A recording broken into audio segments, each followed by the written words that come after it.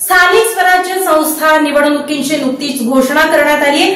34 जिल्हा परिषदांमधून आता आरक्षण देखील जाहीर करण्यात आले। त्यामुळे सोलापूर जिल्हा परिषदेचं अध्यक्षपद नेमकं कुणाला मिळणार आहे याकडे सर्वांचंच लक्ष लागून राहिलंय।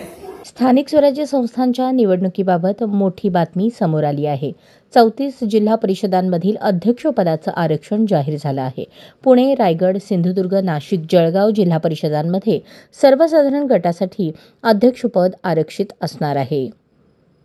पालघर अनुसूचित जमाती, रायगड सर्वसाधारण, रत्नागिरी नागरिकांचा मागास प्रवर्ग महिला, सिंधुदुर्ग सर्वसाधारण, नाशिक सर्वसाधारण, धुळे नागरिकांचा मागास प्रवर्ग महिला, नंदुरबार अनुसूचित जमाती, जळगाव सर्वसाधारण, अहिल्यानगर अनुसूचित जमाती महिला, पुणे सर्वसाधारण, सातारा नागरिकांचा मागास प्रवर्ग सर्वसाधारण महिला, सांगली, सोलापूर नागरिकांचा मागास प्रवर्ग, कोल्हापूर सर्वसाधारण महिला, छत्रपती संभाजीनगर सर्वसाधारण, बीड अनुसूचित जाती महिला, हिंगोली अनुसूचित जाती, नांदेड नागरिकांचा मागास प्रवर्ग, धाराशिव मागास प्रवर्ग महिला, लातूर सर्वसाधारण महिला, अमरावती सर्वसाधारण महिला, अकोला अनुसूचित जमाती महिला, परभणी अनुसूचित जमाती, वाशिम अनुसूचित जमाती महिला, बुलढाणा सर्वसाधारण, यवतमाळ सर्वसाधारण, नागपूर मागास प्रवर्ग, वर्धा अनुसूचित जाती, भंडारा नागरिकांचा मागास प्रवर्ग, गोंदिया सर्वसाधारण महिला, चंद्रपूर अनुसूचित जाती महिला, गडचिरोली सर्वसाधारण महिला।